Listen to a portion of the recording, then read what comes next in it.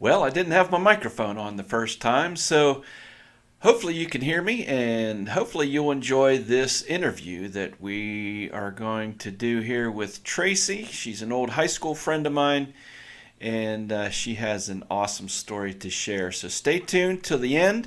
We have lots of good information for you here at Church of the Undead. Uh, Traci and I have known each other since high school, our high school days, right, Traci? Yeah. And we're Facebook friends now. We have, of course, lots of friends that are common friends we have on Facebook, from high school and things like that. Now, Traci's been through quite a bit in her life, the last few years especially. But here at Church of the Undead, at our Ferocious Faith podcast, we want to talk to believers. We want to talk to Christians and find out how they became a Christian, how they finally accepted Christ as their Savior, what that process is all about. And so that's what these podcasts are all about. So, with that being said, we're going to bring Traci in on the conversation. Hi, Traci. How are you doing today? Good. I'm doing well. How are you? Good. I'm doing fine. We've had a little bit of back and forth trying to get connected. We tried to put something together yesterday and things weren't working. So we finally got together today. So we're glad that we can do that. And you look nice and comfortable sitting there at home, right? Right. All right. So Traci, tell me, um, tell me how you came to know Jesus as your Savior. Like, what was that process like? How you, the day that you got saved, Mhm. what was that like for you? Well, it was in May 18th, 1995, at 25 years old. Okay. Um, to back up a little bit, in high school, I was very depressed, suicidal. I was a cutter. Um, and I did get some help for that. And then in my early 20s, I was in an abusive relationship, and we did the bar scene every night and just was leading a very destructive lifestyle. Okay. And one of my coworkers had one day I saw him um, praying before he ate, and that Oh, kind of intrigued me. So I asked him, like, why, why he did that. And um, so he shared his faith with me. He shared the gospel with me, and I and thought that that that was was a coworker, yes. someone you worked with. Oh, And wow. yes, and I always believed God existed, thought that, as long as you're a good person, that's all you needed. But he told me that, I needed to have this personal relationship. Hmm. And so I thought about it a lot, and things in my personal life just kept spiraling downward out of control. Hmm. And, like I said, the abuse continued. And um, so one night, some things happened with him, and I just realized I couldn't keep doing it on my own anymore. So I just cried out to God. I said, if you're real, I want you to come into my life and be the Lord of my life, and that, and change me. And I no sooner uttered those words, and I don't even know if I can describe it accurately, but from the top of my head all the way down to my feet, I felt this powerful, warm, peaceful feeling just literally flow through me. And Okay. it was so powerful that I looked down at my feet. I don't know what I was expecting to see, but I was expecting to see like a puddle on the floor because it was so strong. Uh-huh. And I was instantly filled with peace. I knew I was going to be okay. I knew that I was loved, and my life just completely turned around. I, stopped the destructive habits, and now married to a godly man for the last 24 years, who happens to be the coworker who led me to the Lord. Oh my goodness. Um, Wow. so that so that was neat because we would meet like on our lunch shift and have Bible studies, and so it Oh was yeah. just a neat part of the story. Wow, that's a neat connection. So you heard the gospel through a coworker, and you said Hmm. this was around 1995 or so, right? Yeah. Hmm. Okay. And but up until that point, you had a pretty tough life. I never knew that about you in high school, that you had emotional problems, and and you were hurting yourself and things like that. I never had known that. So um, now, so what that whenever you finally did get to the point where you accepted Christ as your Savior, and you had that experience of meeting God, and God just that supernatural feeling of warmth and peace, and all those things that came over you. When that happened, you say your life pretty much changed, you know, relatively quickly. I know, I Hmm. know, I know. In my life, in and out of serving God, and being away from God and coming back to God, in those down times when I wasn't close to God, I was doing some pretty nasty bad things, and you get into those habits, and it's hard to give those things up sometimes, right? Did you ever struggle with that? Like after you got saved, did everything just instantly, you were cleansed of everything, and you didn't fall back into that, or was it something that was kind of a process that worked itself out? No, I did not struggle with any of that. The only thing I Oh my really goodness, struggled wow. with That's awesome. was my self-esteem. Hmm. That took a very long time Well, to self-esteem's build. a deep mental thing, and it takes a lot of work to get that right, isn't it? So everything Yeah, pretty much changed, and and there's still a few. your life changed, huh? Yeah, yep, Wow, for the that's better. cool. Okay. So since 1995, then, so that's however many years ago that is, you got remarried and you started a whole new life, and I'm assuming started going to church and things like that, right? Yes. Okay. Yep. Tell me a little bit about that. How that all kind of came together. That coworker that you used to work with, the guy that shared his faith with you, ended up being your husband, right? Right. Okay. Tell Yeah, me about that. we started dating, and I started going to his church, Hmm. and it just kind of grew from there. Our marriage is based on Christ and centered on him, so Wow. that's a plus. Oh yeah. Well, that's cool. And you have kids? Yes, I have two sons. Okay. Um, they are 18 and 22. Okay.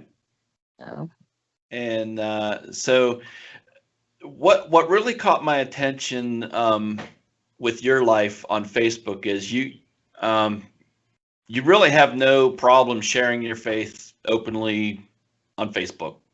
That's where most people are connecting nowadays, right? We can't really get together like we should be able to, but on Facebook, we kind of, even though we may not make comments on other people's stuff, we see other people's news feeds, and we see what they're putting on their wall. And one thing I noticed about you is you really put yourself out there, and you share things that you're going through, and how God is working in your life, and that impresses me. And one thing that you've been through is cancer, right? So yep. tell me a little bit about that, like how you found out about it, and the whole process of what you've been through the last few years. Okay. It was at the very end of September of 2017. Okay. I found a lump in my breast, and I kind of immediately knew something was wrong. So I called the clinic and, went through all the testing, and they they found, stuff before, and it was always benign. And this time the whole office just turned into a hustle and a panic, and they could tell by the imaging that it wasn't good. But Okay. she said, we'll biopsy, and usually that's like 2 weeks later. But she's like, no, we're going to biopsy today. And Mhm. I was like, oh, okay. Um, and the nurse left and she came back in and she's like, nope, skip the biopsy. We're just going to remove the lump. And I said, okay, when? And she said, on Tuesday. And I was like, that's in like Wow. 3 days. Yeah, that was And moving fast. How about it? yeah, so they pushed me through really fast. And the night before my surgery, I couldn't sleep. So I stayed up praying and, just kind of worrying. And I heard God say that he was going to allow me to walk the road to breast cancer because somebody would come to know him through my journey. I was Mhm. just kind of like, okay, Tracy, you're just panicking. And I heard it again. And I was like, I just still was kind of not sure. And then the third time I heard him say, I am going to allow you to walk the road of breast cancer because someone will come to know me through your journey. And he said, but I will be with you. And I stopped worrying and, I got a little bit of sleep and the next morning had the surgery and the surgeon said, oh, we should know within a week. But she said, I'm going to put a rush on the pathology report. And I was like, okay. Well, 3 days later, they called me. The nurse says, I'm really sorry to tell you, but you have breast cancer. And I said, I know. And I could hear her like rustling the papers and, um, you know, clicking on the keyboard. And she was probably looking to see who called me in the office. And then Oh, she said, she well, thought somebody already tipped you off to what was happening. yeah. And Okay. she said, well, who told you? And I said, God. Uh-huh. And there was like silence.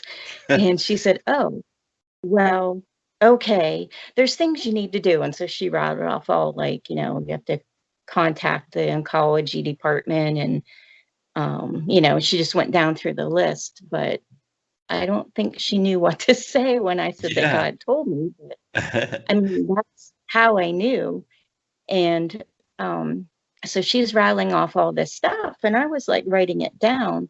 And she said, do you want me to mail you a letter of everything I just said? And I said, no, I wrote it down. And she said, you wrote it down? She goes, I lose people with the word cancer and they don't hear anything. Yeah, that's And what I would think would happen is like, as soon as you hear that, it's like all these scenarios start running through your head. But God had already prepared you for that, didn't he? yes, The yeah, very night before, right? Is that what you said? yeah, Wow, that's awesome.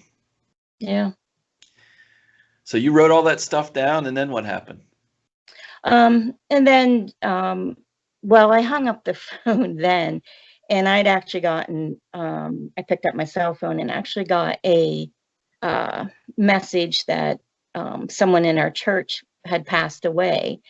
And that just like put me over the edge. And then I Oh, was crying. I think I was crying more for their family than myself. uh-huh. And, um, I kind of had it planned out in my head, like, on TV, the family sits down and they have this conversation about, how they feel. And that doesn't happen in real life. Real life is a mom crumpled on the floor crying Oh my, because she yeah. has to tell children, that she has cancer. And like, I called my husband and he was on his way home from work. And I said, are you on your way? And he said, yeah. And I said, okay. And I said, well, I have stuff to tell you when you get home. And he was like, okay, well, what's wrong? Because he could tell I was upset. And I Mhm. said, they found RJ. He passed away and I have breast cancer. Oh, And that's not at all how I intended to tell them. oh. And to the point where I had to drive home, knowing that his wife has cancer. And, my boys came back to see what was going on. And, I just blurted it out to them rather than Yeah. preparing them. Uh-huh. So, Well, you know, there's no easy way to say that, right? You just kind no, of have to almost just say it and let it yeah, happen, right? yeah, if I could go back, that's the one thing I would like to change is that, have a better conversation. But really, like you said, there's no easy way to tell Mm, family. And so then I called my sisters and I think they knew something was up because we email and text, but we rarely physically call. Right. And we all kind of know if your phone rings and it's, one of the siblings, something's wrong. And, so I called and told them and called and told my parents and then put it on Facebook. But, Right. even though God had told me, it still was a shock Oh because my, yeah. Yeah. you kind of almost feel invincible at times, like, Oh oh, yeah. it's not that. You don't think about that. You always, that's somebody else, or that'll never happen to me, kind of thing. And that's one of the reasons why I wanted to talk to you in the framework of being a Christian, and this bad thing happens to you. I think a lot of people get the wrong impression that once you're saved, once you've given your life to God, then nothing goes wrong, or Right. things don't happen that happen to the bad people, right? People have that thought process, and it's not, we know that's not true, but for some reason, when bad things happen to us as a Christian, especially health related things, that thought goes through our mind, like, what did I do wrong? Like, why is God allowing this to happen? And can you talk a little bit about that? You mentioned that God prepared you already, that, yeah, I'm gonna let you walk. And I like how you worded it. God said he's gonna allow you to walk this pathway of cancer, because he knew that somebody at the other end of it is gonna hear his word and his love for you, and that's going to affect somebody else's salvation. And that's, if you think of what you went through in those terms, it makes it a little more bearable. Am I right? Or am I totally off base? Okay. I even said many times, I don't know how people go through something like cancer without the Lord. Yeah.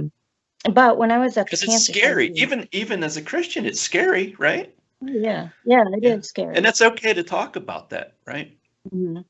Yeah. When I was doing my treatments at the cancer center, I could almost tell by looking around who was a believer and who was not, because Right. there were so many people there just filled with utter despair. Yeah. And, and then there's me, I'm like smiling away and I'm laughing, talking. And I did have a nurse one time ask me, she's like, you are so different. She's like, we have never seen anyone smile and laugh like you do during something so horrible. And they're like, what is up with you? And I just said, the joy of the Lord is my strength. And I said, Amen. I have hope. And so many people don't when they have cancer or, other serious things. But, Yeah. I never gave up hope, because the doctor actually told me that he was going to put me through a very aggressive treatment plan. And he said that if I didn't do that aggressive treatment plan, I would die within a year. Oh my. And that was a pretty grim prognosis, but I never gave up hope, because I knew God could do, he was in control, and he far more than what the doctors could do. Oh my, yeah. Yeah. But that's hard to explain that to someone who doesn't know Jesus, doesn't know, the whole plan that God has for each of us. And so I agree with what you said. I don't know how some people who don't have that hope, how do they get through just day-to-day life, let alone cancer? So your testimony is God brought you through that, and God used that to glorify Him, to be able to share His love, right? Do you have any examples of times that you've been able, you just mentioned the nurse that asked you what's different about you. Has that ever happened in other situations where you were able? Yeah, there's one story that's we were at a Catholic hospital, and there was a nun that would come through. They said she came through every day and would pray with the patient. And it was kind of a strange thing, because she would stop at each person and sit down and ask if she could pray with them, and then she would pray this generic prayer, and then immediately go to the next person, pray the same exact word for word prayer. Oh, okay. And she just went around the room, and then she got to me and she sat down and she asked if she could pray. And I said, well, of course. And she sat there and she just stared at me and she didn't say anything. And I was kind of like, okay. And then she prayed, and it was totally different than what she'd prayed for everybody else. And I honestly, I don't remember what she even said. I just remember that it was different. And then she sat there and she stared at me some more. And then she moved on to the next person and prayed the generic prayer that she always did. Okay. And this happened like 2 more weeks. And then like the third or fourth week, she was sitting there staring at me, and then she prayed differently again. And then she was staring at me, and then she sighed and she said, she looked up at the chemo bag that was hanging up above me. And she said, well, maybe there is a reason for all this. And I just said, yes, there is. And then she like got up and walked away, and I thought, oh, you missed your chance to, tell her. So I thought, next week when she comes, I'm going to tell her there's a reason. I'm going to tell her what that reason is, that people would come to know the Lord. She never came back. And I still think about her. It's been 3 years. And I'm like, why did she stare at me? And she didn't do that to anyone else. Like, what did she see? And why didn't she come back? It's like, I feel bad that maybe I scared her off, or, I don't. Well, she probably could sense that God has his hand on you and on your life, and she was like, this is different, and it might have overwhelmed her a little bit, and she wasn't quite sure how to handle that, huh? Well, that's pretty cool. So tell me about the ministry that you've started based on all this that you've been through, and we're not going to get into the details of all the nitty gritty. Everyone understands how cancer works, and you get sick and it's just miserable. But once you come out of that and you realize that, hey, you're going to survive this thing, what did you do? I know you started a ministry of some sort. Tell me a little bit about that. Okay. It's called Boxes of Hope. Boxes of Hope. I'm going to write that down. Well, when I was going through treatments, a couple people from my church dropped by with like gift cards or, just little gifts and meals. And it really, really spoke to me and meant a lot. And so I thought, that I could pay this forward. And so probably about a year after treatment, I had a friend that contacted me, and she said, would you pray for my cousin? She was just diagnosed with breast cancer. And I said, sure. And I'm like, well, could I, send her a care package? And she's like, sure. So she gave me her address, and I had this pink cardboard mailing box. So I put stuff in it that was helpful to me during treatments, and just things to encourage her. And I wrote a handwritten note, telling her who I was, and I mailed it off to her. And then she looked me up on Facebook and to thank me, for the care package. And she was just overwhelmed that a stranger would do something like that for her. And she told me that she was having a lot of like side effects from the treatments, and she was pretty much giving up hope and was considering like not even finishing her treatments. And she said that when she got my letter in my box, that it showed her that she could do it, and that she could, come out on the other side. And like, you sent me a box of hope. So that's where the name came from. Okay. That's cool. That's cool. And actually, I guess I should say, I had made up some of these care packages and was going to sell them like on Etsy to try to like pay some of my medical bills from the cancer, and they weren't selling. And so I used one of those to send to this person. And when I did that, I heard God say, this is what I want you to do with the care packages. So I took them all off Etsy, and I've been sending them at my own expense, or sometimes people make donations too to help. But that's when God said, this is what you're to do. And I named it Boxes of Hope because the first person that got one said it was like I gave her a box of hope. Yeah. Wow, that's Um, cool. So what are some items that you put in these boxes? I know each individual might be a little bit different, but basically what do you normally send people? they all come with a handwritten letter. Okay. And just some things like peppermints is something so simple, but it helped get rid of the saline taste. Okay, so Because you get a bad taste in your mouth from all the chemotherapy, right? yeah, and also I had a port, so every time they flushed the port before and after chemo, you could taste like saline, and then a lot of times you had like a metal taste in your mouth. Mhm. Um, so it's just things like that, maybe like fuzzy socks and um, some like encouraging scripture Okay. and um, a few pink ribbon things. I try not to go too many because, sometimes breast cancer patients get sick of the pink ribbon. Yeah, Um, it's like just inundated with, yeah, with pink. Yeah. and some other things like maybe some calming things like a special soap or like a book that's encouraging Okay. or a little plaque. And but it does vary. It's sometimes I tailor it to a person if I know something specific about them. Hmm. And I think I've sent 65 so Oh far, my. and they Wow.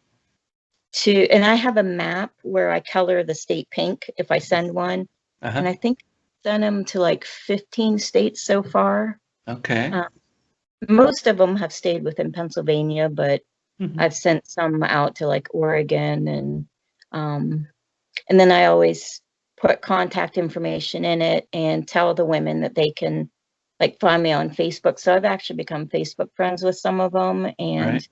have just developed neat relationships that, I wouldn't have normally met them any other way Exactly. to do that.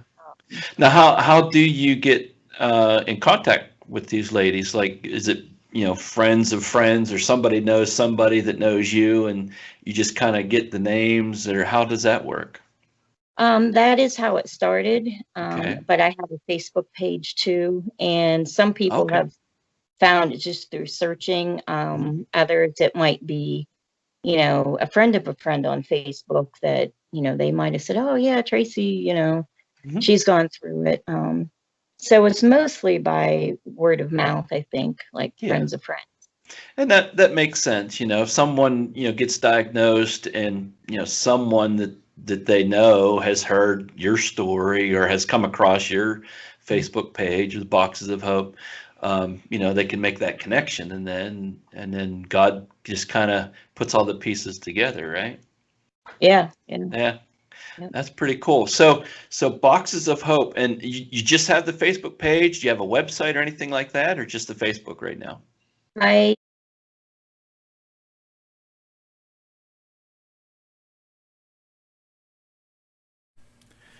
Don't go anywhere. If you enjoy what we do here at Church of the Undead with these Ferocious Faith podcast videos, please go to getingearmerch.com and buy a hat or a t-shirt and support us here at Church of the Undead. And then I'll put a link to that with this interview, and also your Facebook page and things like that. And that way, if anybody's watching this that in the future, right now we don't know who they are, but if somebody sees this, and we just pray that God will remind them, if they are going through something, or if they know of somebody that's going through something similar like this, that God will bring to their memory this little talk that we've had today, and make that connection for Boxes of Hope, because all those, basically what you put in the boxes are just comfort items, right? Things that you may not necessarily think about when when someone's going through a major medical issue. You're thinking of all the big stuff, but even little things like the mints and the fuzzy slippers or something like that just brings a little bit of comfort and a Yeah. little bit of hope, and that's what it's all about, right? And I also, sew fabric face masks that I can send to Oh, them, okay. mastectomy pillows, mastectomy drain aprons, and I send those all free of charge. And I Okay. eventually want to start sending some fabric face masks to the cancer centers so that they can give them out free to any cancer patient. Sure. Yeah. So, and then I've actually started doing some, I call it like patient navigation, Okay. where if they're newly diagnosed, it's so overwhelming. So I'll Oh, say, yeah, I like, can imagine. take a notebook with you so you can write stuff down. And, here's um, an organization that can help you with, this, or, you should ask your doctor this, or, just to give them Okay. tips on how to navigate it. Because your mind is just overwhelmed with, there's a ton of information, and you've got to make these life altering decisions Oh, like yeah. right away. And So then they're it's thinking just, about their family and their household and all this stuff that's not hospital related that they have to deal with still.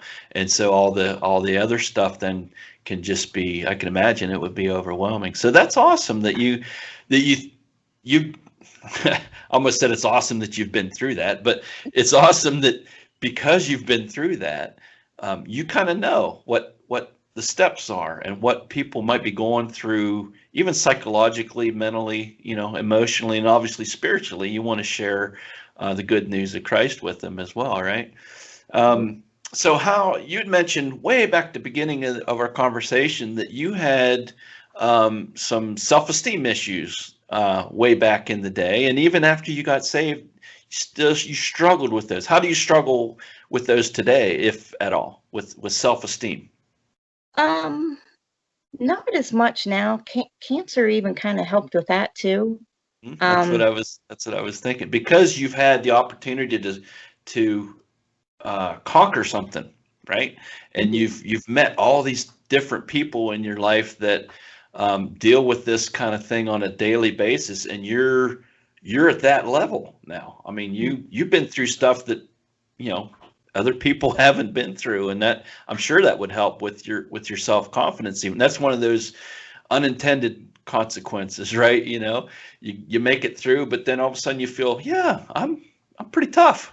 Yeah, you Yeah. are stronger. And also cancer changes your perspective. Like the Mhm. things that I used to worry about, now I realize were very trivial and, Yeah. not worth it. So, and the little things that are the big things in life.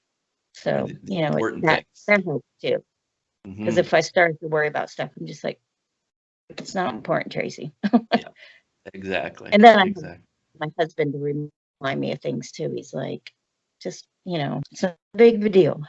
Yep. Yep. You've been through much worse than Yeah. something little thing you need to worry about, right? So, okay, is there anything that you would like to share that we didn't talk about today that something that, if someone's listening to this and they may be facing what you've already been through, or maybe somebody that's listening to this has never really made that decision to accept Christ as their Savior. What is something that you'd like to say to them? I the biggest thing I tell people now is there is always hope. No matter what the situation, no matter what a doctor would say, there's always hope. And not to give up, and just to keep fighting. That sometimes you have to dig really, really deep down to find your strength, but it's Yeah, there. exactly. So never give up, never give in. Always look for that hope, and maybe they'll get a box of hope in the mail someday from you, right? All right. So what we'll do, Tracy, is I'll put some links with the video here, and if you're watching the video, check in the comments above or below this video, and if you need prayer, if you need someone to talk to that has been through what you're facing, Traci has been through it, and she's come out stronger on the other side. So you can do it too. And so, Traci, thank you so much for spending a few minutes with me here and sharing your heart and sharing your testimony of what God has done in your life through a very difficult time. Thank you. You're welcome. Well, thank you All for right. having me. We'll talk to you later, Traci. Okay. Bye. Bye-bye. I hope you enjoyed that interview today with Traci. If you have a need of prayer, or if you're going through something right now that you need someone to talk to, please reach out to us. You can leave a comment below. You can send us an email. You can click that like button and share this video with someone who needs a word of encouragement. If you like what we do here at Church of the Undead with these Ferocious Faith podcasts, please go to getingearmerch.com